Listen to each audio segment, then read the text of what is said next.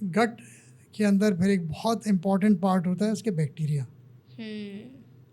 आजकल बैक्टीरिया के बारे में नॉलेज बढ़ती जा रही है और सब लोग गुड बैक्टीरिया बैड बैक्टीरिया के बारे में जानने लगे हैं। और यहाँ तक कि ऐसा भी हुआ है कि लोग प्रोबायोटिक कर्ड योगर्ट ये खाने लगे हैं इन दी होप कि उससे उनका बैक्टीरिया काउंट अच्छा रहेगा।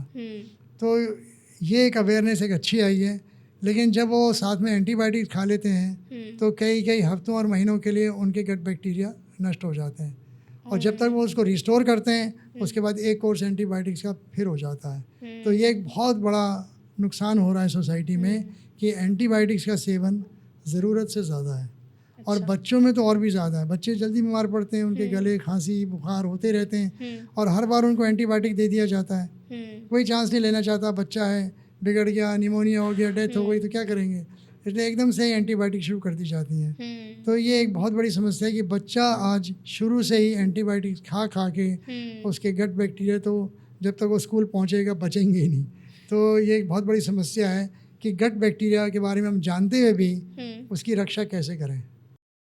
में अब जब मुझे नहीं पता, एटलीस्ट शहर में रहने वाले लोगों की कंडीशनिंग ऐसी हो चुकी है कि अगर हमें दर्द हो रहा है, हमें ज़ुकाम है, हमें खांसी है, तो जैसे ही कुछ होता है उसकी दवाई ले लो, कुछ भी होता है उसकी दवाई ले लो। ये कंडीशनिंग हमारी एक बन गई है, ये अनसेड थिंग है कि अच्छा सर में दर्द हो रहा है, पेट में दर्द हो रहा है, दवाई ले लो। एंटीबायोटिक्स तो तब लेनी चाहिए जब जान पे बना है, उससे पहले ये नहीं कि हम केमिस्ट के पास गए, उसने कहा कि एक गोली ये खा लो 10 ठीक हो जाएंगे। आपको खांसी हो रही है, एक गोली ये खा लो, उससे आपकी खांसी ठीक हो जाएगी।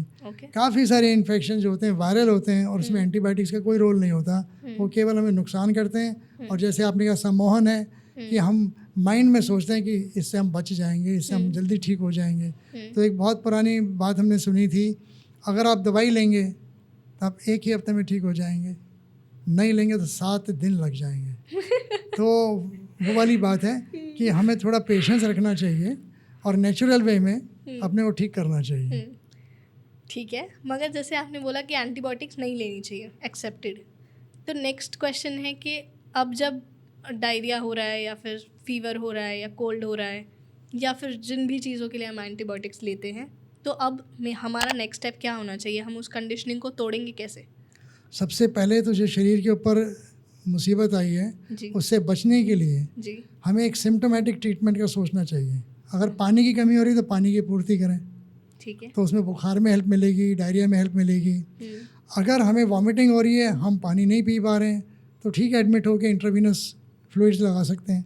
तो मेन हमारा इशू है कि हमें अपना फ्लूइड रिस्टोर करना है। फ्लूइड रिस्टोर करते ही हमारा बॉडी काफ़ी अपने आप को रिपेयर करना शुरू कर देगा।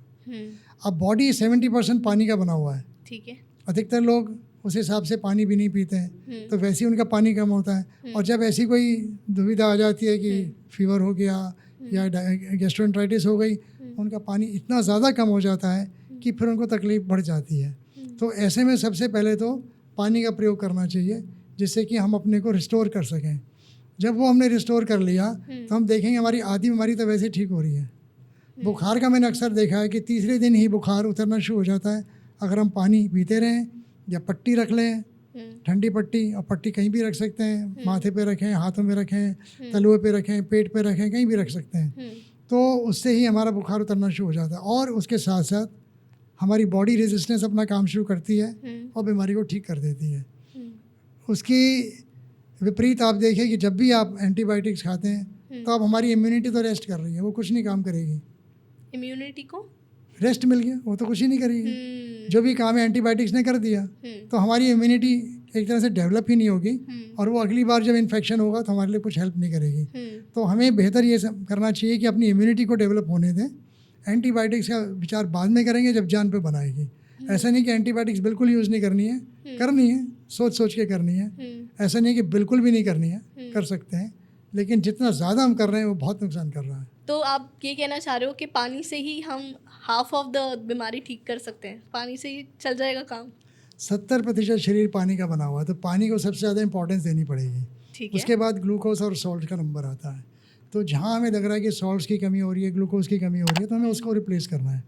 अगर हम मुँह से ले सकते हैं तो शिकंजी बना के ले लिया या ORS का घोल बना के ले लिया। और अगर उल्टी की वजह से नहीं ले पा रहे हैं तो इंट्रावीनस ग्लूकोज, डेक्स्ट्रोसलाइन, रिंगर्स लैक्टेट, ये सब हम फ्लूइड दे सकते हैं। तो पानी के साथ साथ हमने इसमें कुछ एनर्जी भी पहुंच जाएगी, सॉल्ट्स भी पहुंच जाएंगे। तो हमारा जो मेन एम था कि इनिशियल ट्रीटमेंट जो हम गोलियों से कर रहे थे, उसके बजाय हम पानी से, ग्लूकोज से और सॉल्ट से कर सकते हैं। Thank you so much for watching this till the end. ऐसे ही और इंसाइटफुल कॉन्वर्सेशंस, क्लिप्स और शॉर्ट्स देखने के लिए इस चैनल को सब्सक्राइब करो।